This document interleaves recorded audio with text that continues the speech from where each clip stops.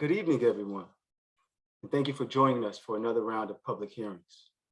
We are back at it.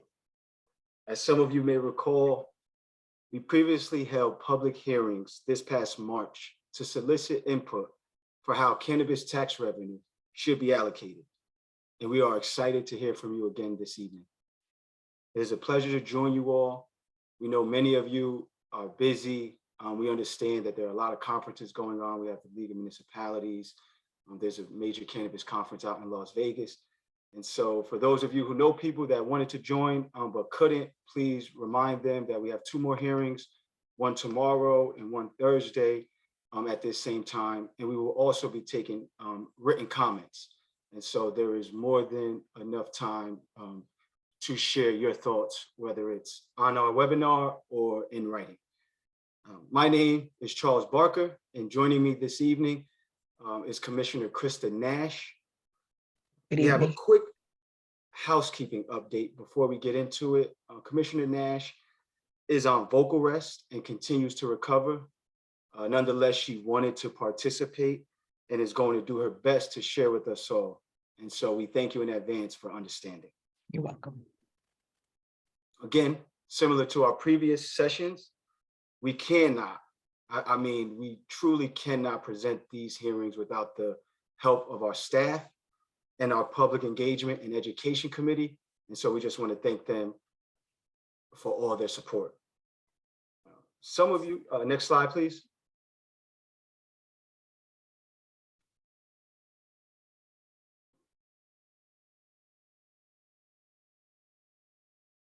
Commissioner Nash and myself, next slide.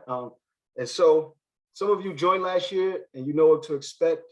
But for those of you joining us for the first time, the public hearings are an opportunity to share your thoughts, to share your views for how cannabis tax revenue should be allocated, to right the wrongs of the failed war on drugs that plagued and criminalized so many New Jerseyans, especially our Black and Brown families and communities.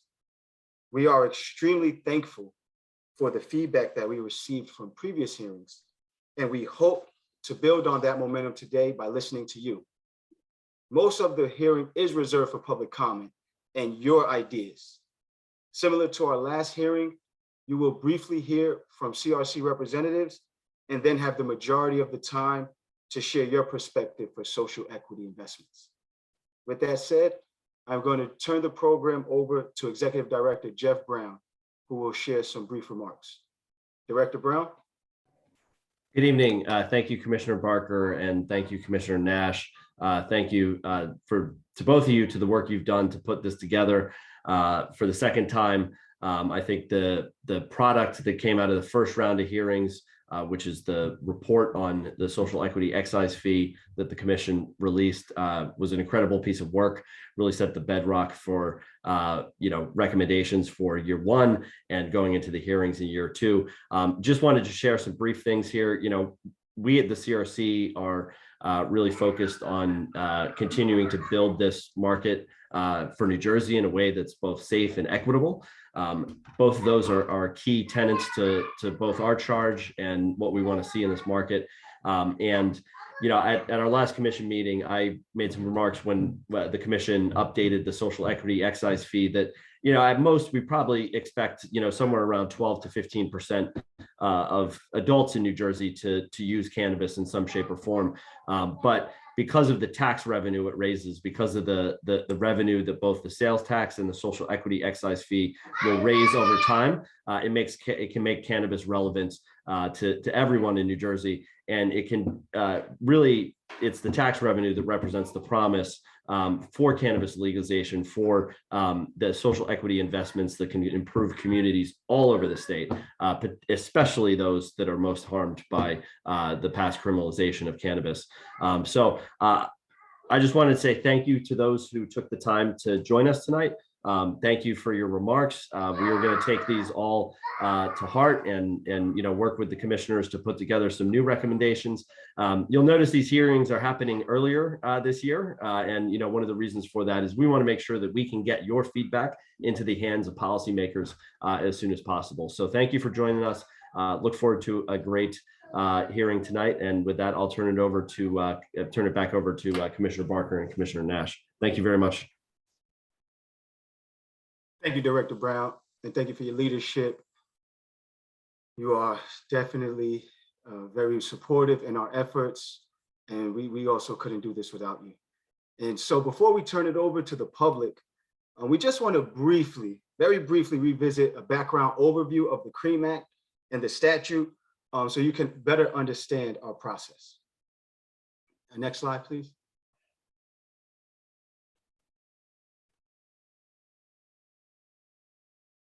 And so pursuant to our statute, the commission is tasked with holding at least three regional public hearings in North, Central, and South Jersey areas to solicit public input on social equity investments from revenue that is derived from our cannabis industry here in New Jersey.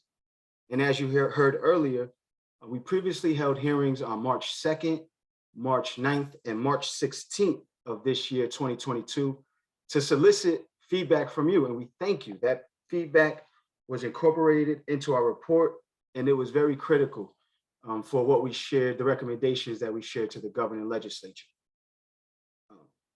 Now, at the end of the hearings, at the end of these hearings, and at the end of the last hearings pursuant to statute, the commission is charged with reviewing the feedback gathered at each hearing and then drafting a recommendation report for the governor and the legislature. After our March hearings concluded, we reviewed the data and drafted our report, which Director Brown alluded to, and we shared that with the governor and the legislature in June. You can review the report on our website or by scanning the QR code on this slide before you.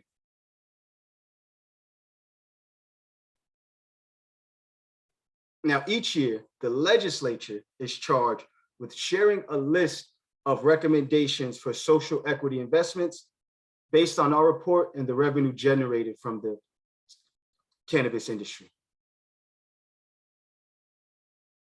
Next slide, please.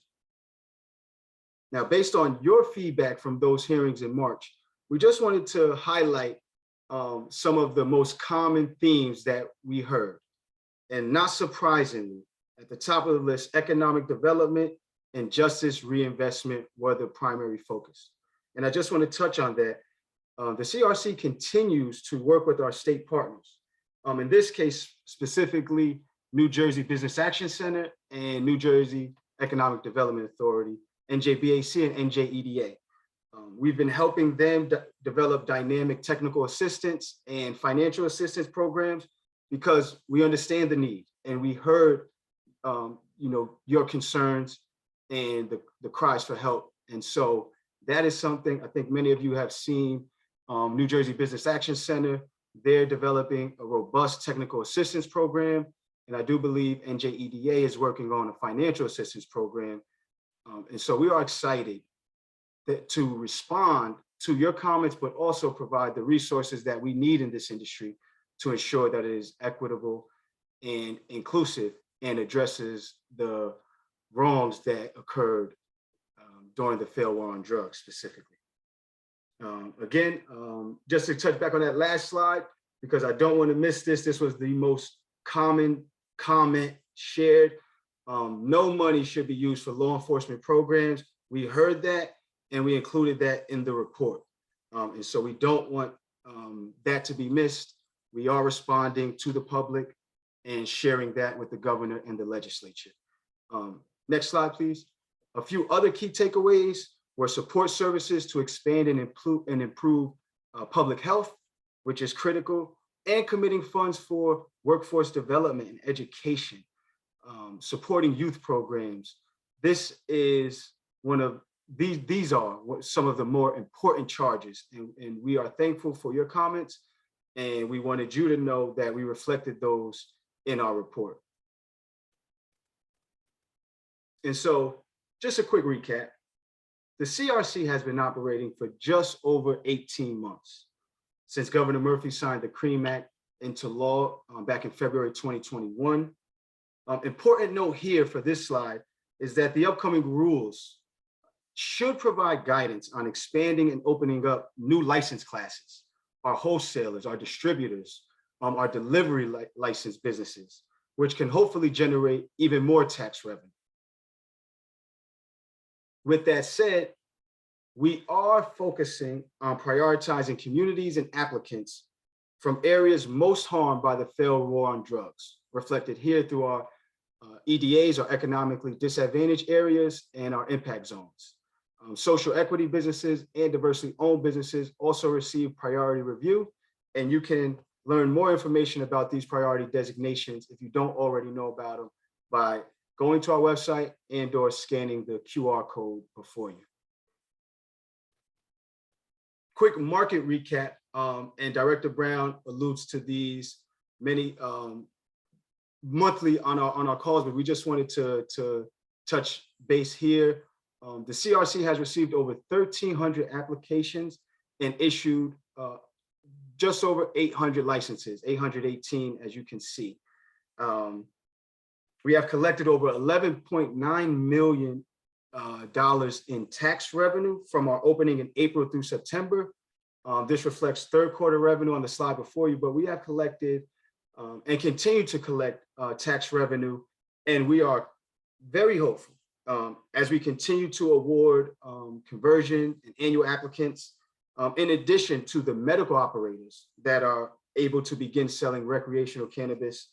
We are hopeful of the potential revenue that can be generated and allocated appropriately, again, to reinvest in our hardest hit communities and improve the livelihood of so many impacted individuals and families. And I feel like those of you who are watching are asking yourself a fair question. Where is that money going, right? We hear the numbers, but where does it go and how does it get to our communities? And so the CREAM Act establishes a CREAM fund by statute where almost all personal use tax revenue will be deposited. Next slide, please. Before you are some of the different statutory requirements for the legislature to follow when appropriating the cannabis tax revenue in the CREAM fund. A major provision to highlight is that at least no less than 70% of all tax revenue from the sale of cannabis should go towards social equity investments in impact zones. Just want to take a minute here because the impact zones are areas that the legislature defined in statute that are supposed to represent and focus on socially and economically disadvantaged municipalities most harmed by the failed war on drugs. And it is imperative, I repeat, imperative that our governor and legislature ensure this money is allocated equitably through the impact zones. Another provision is that 15% of funds are reserved for the Underage Deterrent and Prevention Fund, which helps support our commitment to safety and our commitment to our children and educating them properly. Another provision I want to highlight briefly is that tax revenue can be used to provide direct financial assistance to qualifying persons to be determined by the legislature. This is another opportunity to be creative and think of ways to reinvest in the people and communities, especially our Black and Brown people and communities that continue to bear the brunt of the failed war on drugs. Money can also be appropriated to address operational costs for the CRC, and we hope that, yes, money can be also appropriate to address operational costs for the CRC. Next slide, please.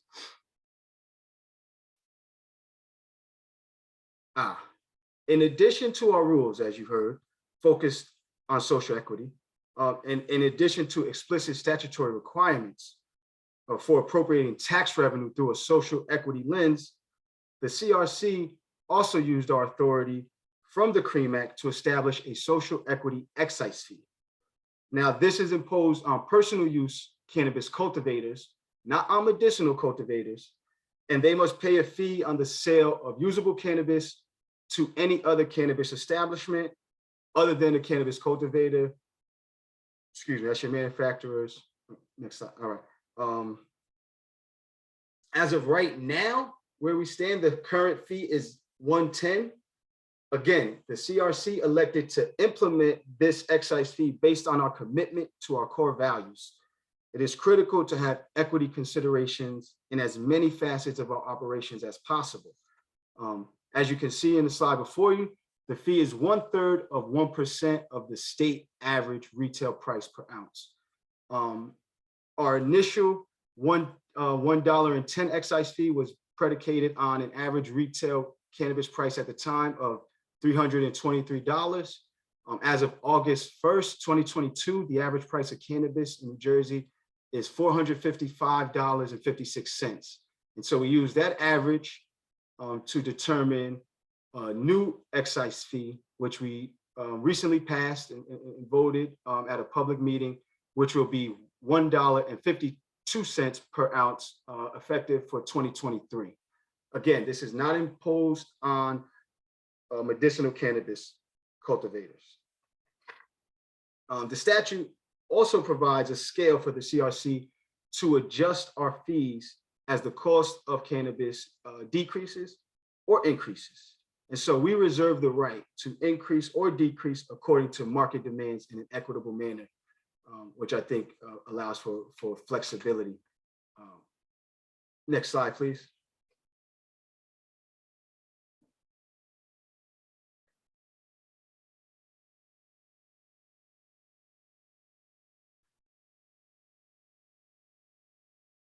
As with the majority of tax revenue, I'm sorry, I just had to reread this. The social excise fee shall be used for social equity investments, period, hard stop. Right? This money is geared towards addressing the failed war on drugs and the harms that it caused, and the social equity investments that can restore those communities and people impacted. Next slide, please.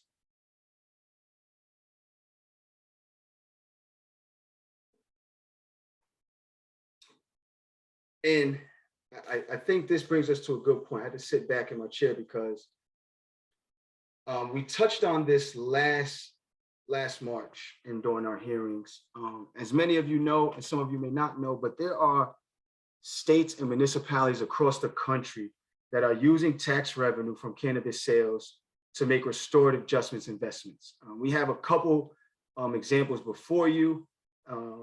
And I just want to highlight, here in New Jersey, we are checking the boxes on a lot of these program examples and potential investment topics, from job skills and readiness training through NJBAC, financial literacy programs through BAC and tutoring, different financial assistance and grants and loans through EDA. We are aware of other programs that are providing tutoring, that are providing business and marketing services, that are providing workforce development.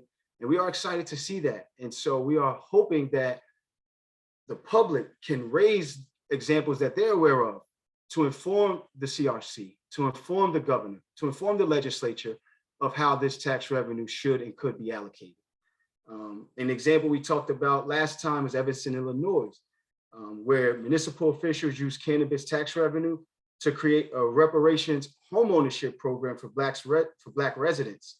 When we talk about addressing the failed war on drugs and the harm that it caused to certain communities, especially our Black and brown communities, this is a very creative way to layer on potential for generational wealth. Homeownership is one of the most important ways wealth is passed on generation to generation. And so to use cannabis tax revenue to create homeownership, which then creates the opportunity for generational wealth, is dynamic.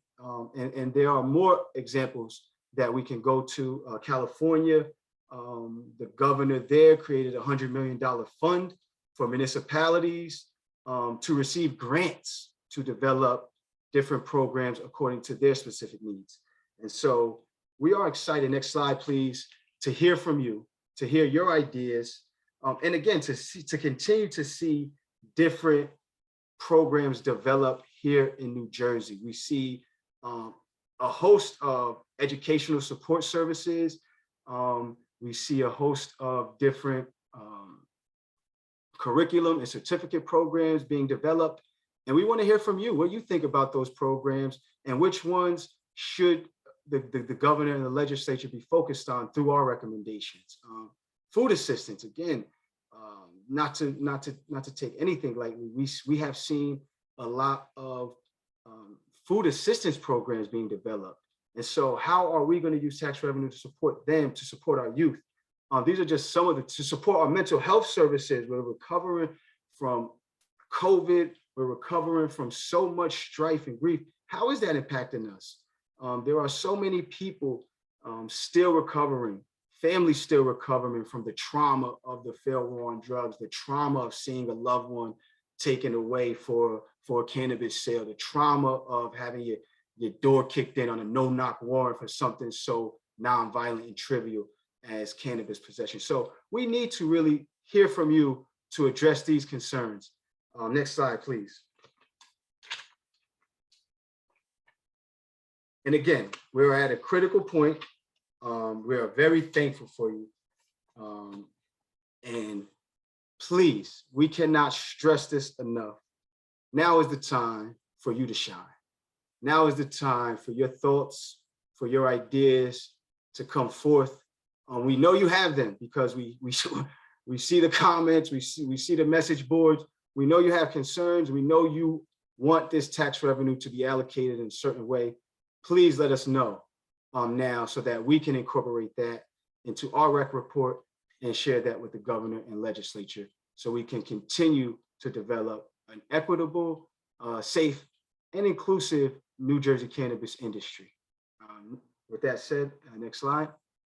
We're going to kick it over. We're going to turn it over to public comment. And so I am going to turn the floor over to our Director of Communications, Tony Ann Blake. Good evening, everyone. We are a small group here, but we have about 16 people who signed up for public comments, and I'm going to call your name. And when I call your name, if you would raise your hand so I can see you in the list of attendees, and I will give you the opportunity to speak. We ask that you keep your comments to about 3 minutes per person, and that you are respectful of the people in the group in the meeting, and that, again, to remind you that the commissioners cannot respond to questions. This is an opportunity for you to comment. So first up, Alex Staropoli. Alex Staropoli, go ahead.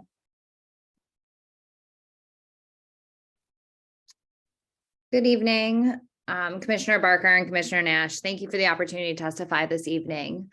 My name is Alex Staropoli, and I'm the Director of Advocacy and Communications at Fair Share Housing Center. I'm also here tonight representing the United Black Agenda. I want to first start off by thanking the Commission for submitting such comprehensive recommendations to the legislature earlier this year on how revenue should be allocated. We were glad to see the recommendations accurately reflect the requests made by residents during the last round of these hearings. At the same time, however, we were disheartened by the lack of transparency on how the revenue was actually allocated in the fiscal year 23 budget. We'll continue to advocate for greater transparency in this process, especially going forward.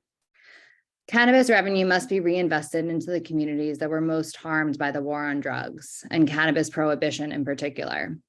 I want to emphasize again that this money should not be spent on law enforcement, the very entity that fueled the drug war and disproportionately harmed communities of color in our state. Revenue from cannabis sales must be used to rebuild communities with historic disinvestment and those most harmed by cannabis prohibition. For us at Fair Share, it's especially important that these monies be used to safeguard access to safe, healthy, and affordable housing. Housing is the cornerstone of both individual and community health and well-being, yet New Jersey has a deficit of housing for those in need. We also have thousands of affordable homes that are in desperate need of maintenance and repair. Revenue should be used to expand access to housing. All New Jerseyans deserve to have a roof over their head, a safe place to sleep at night. Additionally, we would like to see cannabis revenue used to address New Jersey's alarming racial wealth gap, which is partially fueled by the war on drugs. Given the role that home ownership plays in generating wealth, we recommend the consideration of programs that will help expand access to home ownership in those communities that have been most harmed by the war on drugs.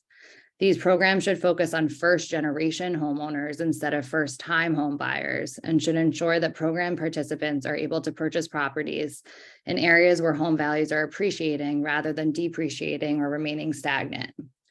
Thank you again for the opportunity to testify this evening. We look forward to working with the commission to make sure cannabis revenue is reinvested in a meaningful way. Thank you. Thank you. Next up is Al Tariq K. Witcher. Al Tariq. Al Tariq is here. Raise your hand, please. Al Tariq K. Witcher. No. Amy Kachalia, go ahead. Ami Kachalia, go ahead. Thank you. Hi. Hi. Thank you, Commissioner Barker and Commissioner Nash, for the opportunity to testify this evening regarding how New Jersey should spend cannabis revenue promised for community reinvestment in the FY24 budget. My name is Ami Kachalia, and I'm a campaign strategist at the ACLU of New Jersey. As you know, the ACLU of New Jersey and our partners fought hard for the inclusion of reinvestment dollars in the cannabis legalization law, and we remain committed to ensuring that these dollars reach the communities, disproportionately Black and Brown, that have been most harmed by the criminalization of marijuana. As we testified during the last round of hearings on this issue, it's essential that this funding be used to support resources that communities are actually asking for, like educational support, housing access, harm reduction, and funding for justice-impacted individuals and their families to enter into the cannabis industry. When advocates and communities testified at hearings and rallied in front of the State House on this issue, and as the CRC noted in your recommendations from June, the calls to action were clear. Invest in the resources that will truly increase access to opportunity and help communities thrive, and do not use this funding to fund law enforcement or other parts of the criminal legal system. This funding is an opportunity to support communities rather than perpetuate punishment and harm. And after decades of criminalization and New Jersey spending more than $1 billion to enforce racist marijuana laws, it's long past time for change. I also want to take this time to comment on process. Last budget cycle was the first time that funding from cannabis revenue was available for community reinvestment. Yet almost 5 months after the budget was signed into law, it remains unclear how these funds were actually spent, and that's a problem. Real community reinvestment requires meaningful opportunity for input, as well as transparency and accountability. The communities that were promised this money won't know if they actually received it, if it's being spent on their priorities, if there isn't a public tracker showing how all the money, be it the social justice money from the cannabis sales tax revenue or the social equity excise fee, will be used. And so this is a call to all the government stakeholders in this process as we go into the FY24 budget cycle, from the legislature to the governor to the CRC, to share explicitly how every dollar is allocated and how decisions on funding are made. Thank you again for the opportunity to testify, and I look forward to working together with all of you to ensure justice and equity for all New Jerseyans. Thank you. Brittany Ledger. Brittany Ledger, if you're here under another name, raise your hand so I can see you. No. Carly Lamarca. Carly Lamarca. Mayor Albert Kelly.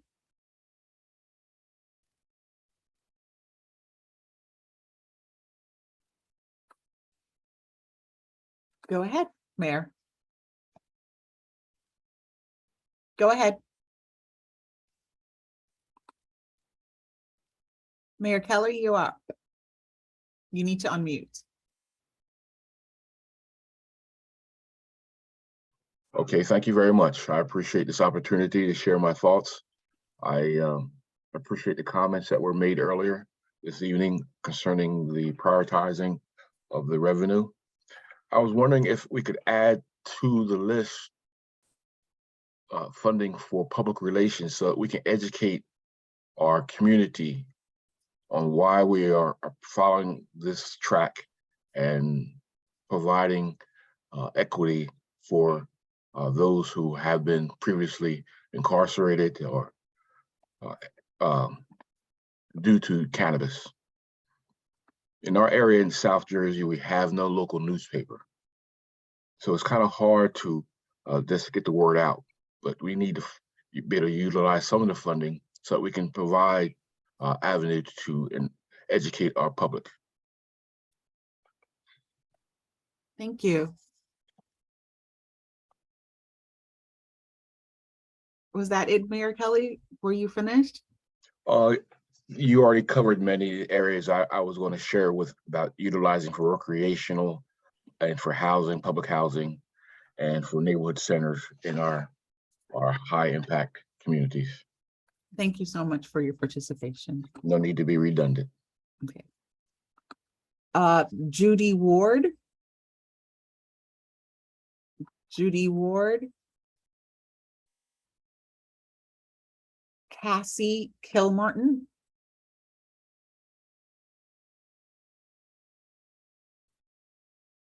Bernadette Green.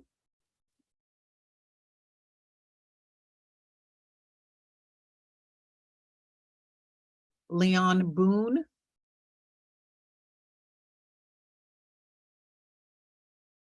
Toya Cannon.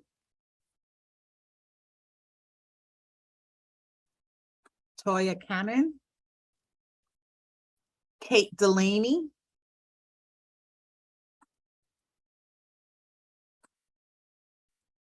Go ahead, Kate. Hi, thank you for the opportunity to speak here tonight. I really appreciate all the comments that have been made. And yeah, certainly I reiterate the comment made by Mayor Kelly about the media desert of South Jersey and the need for more communication. I am both a native South Jerseyan and I am also the South Jersey organizer for New Jersey Food and Water Watch.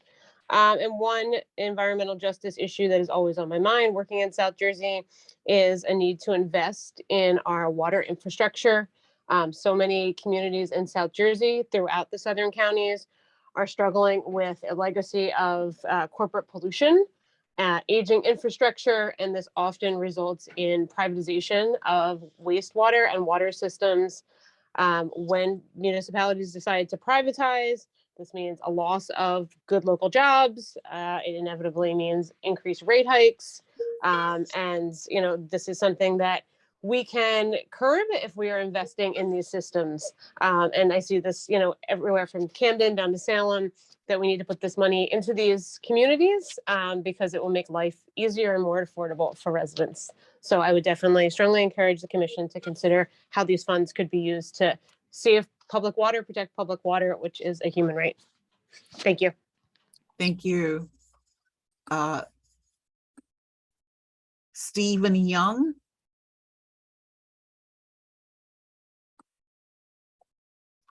Karen Barnett.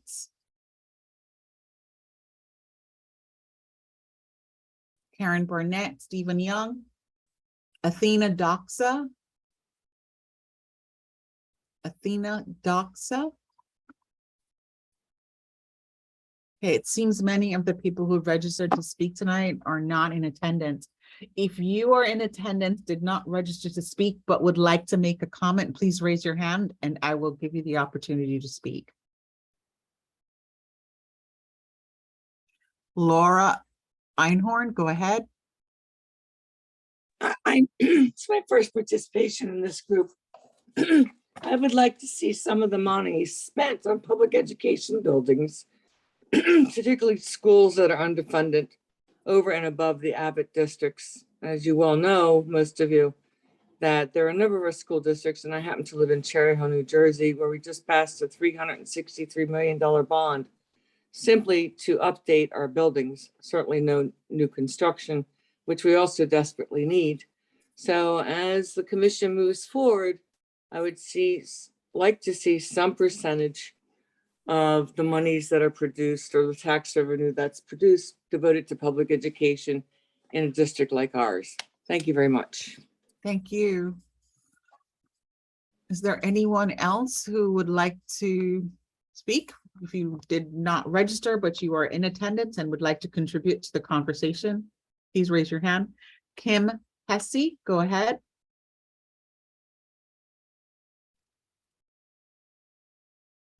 Kim Hess. Go ahead, unmute and go and Excuse me. Thank you for this opportunity. I would just like to add, it would be nice to be able to use this money for PAL programs and that sort of thing, because I think our children could really use that. Thank you. thank you. Anyone else who would like to contribute to the conversation tonight, whether you registered or not? Commissioner Barker, I do not at this time see any hands at all, so I will turn it back over to you. Thank you, Director Blake. We get it. The League of Municipalities, it's a big deal. It's a big deal. So we understand a lot of people may be there. But again, the comments that we did receive were powerful. And we thank you all for joining and sharing. They will be reviewed and incorporated. Before we close, I do want to turn it over to Commissioner Nash. Again, she's on vocal cord rest, but she definitely wanted to share some comments and some remarks. And so I'll turn it over to you to close us out, Commissioner Nash. Thank you, Commissioner Barker, for taking the lead on the hearings this week. I promise I will be back at our next round of hearings with a vengeance. I also want to thank the staff and the Public Engagement and Education Committee for the work on the hearings as well. I think we're up to about 21 states that have legalized cannabis now. And some of these states have initiatives that say that they're spending money on social equity. But I don't believe that to be true. And there are a handful of states that are standouts, like Illinois, New York, Virginia, Oregon, and of course, New Jersey. And they've begun adding programs that monetarily address the societal harms to communities caused by marijuana arrests.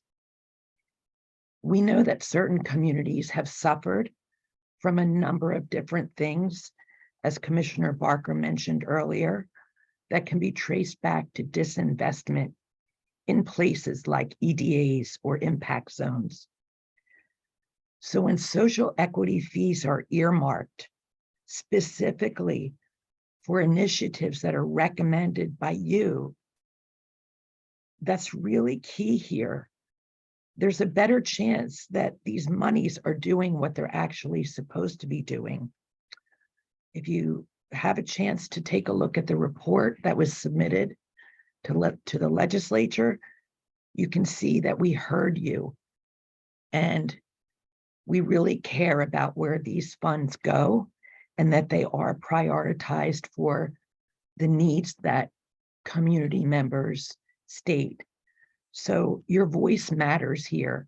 I encourage you to share the next hearings with anyone that you know. It doesn't matter if they live in South Jersey, if they want to join in to the central one or the northern hearing, because we take all of these transcripts and we review them and we incorporate them into the report to recommend to legislature. So again, your voice matters. I thank you for joining us, and I'm going to turn it back to Commissioner Barker. Thank you again. Thank you, Commissioner Nash, and thank you. I know even through the health ordeal you're going through, you're still a champion. Couldn't be happy to be partnered with you on this effort, and I definitely know you'll be back with a vengeance. Public, we turn it back over to you. As Commissioner Nash stated, thank you for joining the public hearing. Thank you for the feedback that we did receive. Though it was small in number, it was mighty in impact, it was mighty in purpose, it was mighty in presentation, and is not to be taken lightly. So thank you all for commenting. Thank you all who wanted to comment. Again, as Commissioner Nash said, please spread the word. We'll be back here tomorrow. Maybe a new link, but same time. And so please, please, please, please, please, we can't stress enough. If you commented already and you have a new idea, come back. Join us tomorrow. We'll be here. We hope to see you. And with that, take care and have a blessed evening.